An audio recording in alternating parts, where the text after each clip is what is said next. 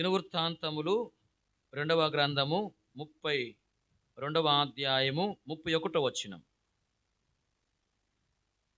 అతని దేశము ఆశ్చర్యముగా వృద్ధి నొందుటను గూర్చి విచారించి తెలుసుకుంటకై. చాలు. ఈ వచనములో ఆశ్చర్యముగా అనే మాట వ్రాయబడింది. ఇక్కడ మరి ఆశ్చర్యకరముగా వృద్ధి పొందుట అనే మాటను మనం చూస్తూ ఉంటున్నాం.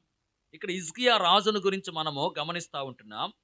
మరి హిజ్కియా రాజు యొక్క దేశము ఆశ్చర్యముగా వృద్ధి పొందినట్లుగా ఇక్కడ వ్రాయబడి ఉంది.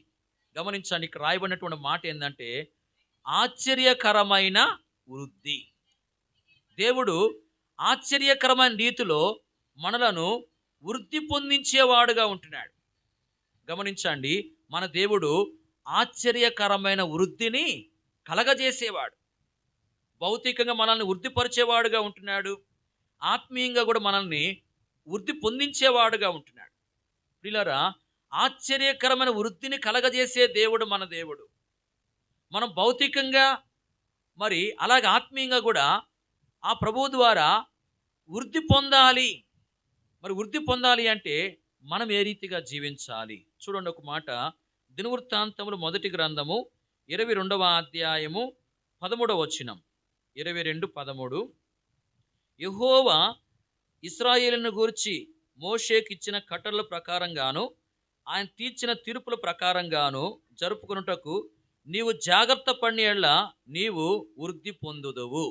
దినవృత్తాంతములు 1వ గ్రంథము 22వ అధ్యాయం 13వ వచనములో మనం చూస్తుంటున్నాము, నీవు జాగ్రత్త పడిన ఎడల నీవు వృద్ధి పొందుదువు అనే మాటను గమనించండి. ఇక్కడ దావీదు సొలొమోనుతో చెప్తున్నాడు, నీవు జాగ్రత్త పడితే వృద్ధి పొందుతావు అని. ఎప్పుడు మనం వృద్ధి పొందుతాము? జాగ్రత్త పడినప్పుడు.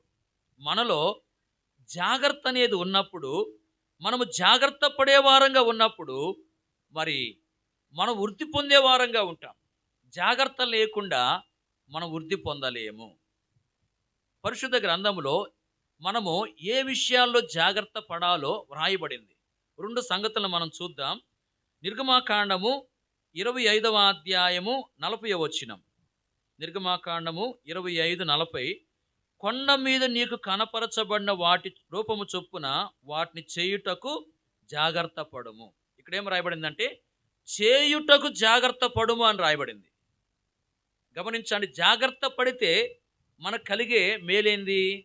జాగ్రత్త పడితే మనము వృద్ధి పొందుతాం. మనము ఏ విషయాలు జాగ్రత్త పడాలంటే ఇక్కడ రాయబడింది చేయుటకు జాగ్రత్త పడుము అని. దేనికి జాగ్రత్త పడాలి? చేయుటకు.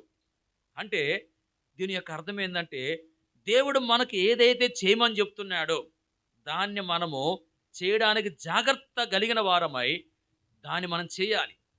దేవుడు కొన్ని కార్యాలను చేయమని మనకు సెలవిస్తున్నాడు. కొన్ని కార్యాలు జరిగించమని ఆయన మనకు సెలవిస్తూ ఉన్నాడు.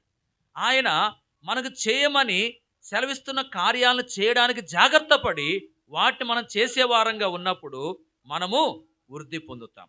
అలాగే ఇంకొక మాట చూడండి. ద్వితీయోపదేశకాండము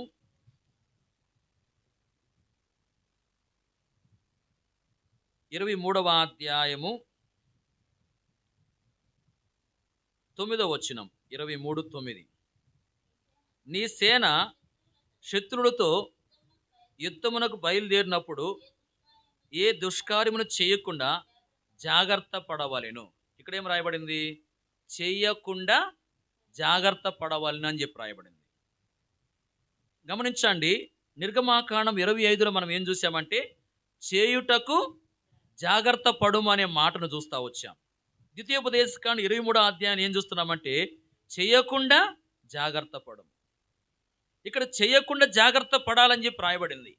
అంటే దేవుడు ఏ కార్యాలనైతే చేయొద్దని చెప్తున్నాడో, ఏ కార్యాలనైతే చేయొద్దని చెప్తున్నాడో ఆ కార్యాలను చేయకుండా మనం జాగ్రత్త పడాలి.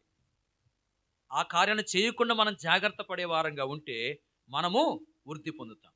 గమనించండి, మనము జాగ్రత్త పడితే వృద్ధిపరచబడతాం, భౌతికంగా ఆత్మీయంగా కూడా. అయితే మనకు ఏ విషయాల జాగ్రత్త ఉండాలి అంటే 2 సంగతులు మనం జ్ఞాపకం చేసుకున్నాం. ఒకటేమో చేయుటకు జాగ్రత్త పడాలి. రెండోదేమో చేయకుండా జాగ్రత్త పడాలి. అంటే దేవుడు చేయమని చెప్తున్న కార్యాలను మరి చేయుటకు మనం జాగ్రత్త పడి వాటిని మనం చేయాలి. అలాగే దేవుడు ఏ కార్యాలైతే చేయొద్దని చెప్తున్నాడో ఆ కార్యాలు చేయకుండా మనం జాగ్రత్త కలిగిన వారమై ఆ కార్యాలను చేయకుండా ఉండాలి. ఈ 2 విధాలైన జాగ్రత్తలు మనం కలిగిన వారంగా ఉంటే మన జీవితంలో మరి వృద్ధి పొందుతాము. మన దేవుడు ఆశ్చర్యకరముగా వృద్ధి పొందించేవాడు. ఆశ్చర్యకరమైన రీతిలో భౌతికంగా ఆత్మీయంగా కూడా వృద్ధి కలగజేసేవాడుగా ఉంటున్నాడు. మన జీవితంలో ఆశ్చర్యకరమైన రీతిలో ప్రభు ద్వారా వృద్ధి పొందేదాని కొరకై మరి జాగ్రత్త పడే వారంగా ఉండాలి. మనము చేయుటకు జాగ్రత్త పడే వారంగాను, చేయకుండా ఉండుటకు జాగ్రత్త పడే వారంగా కూడా ఉండాలని చెప్పి వాక్యం మనకు తెలియపరుస్తూ ఉంది. కాబట్టి ఆ యొక్క అనుభవాలు మనం కొనసాగుతూ మరి ఆ ప్రభు ద్వారా ఆశ్చర్యకరమైన వృద్ధిలోనికి మనము రావాలి. ప్రభు అలాగున మనకు సహాయం చేయనుగాక.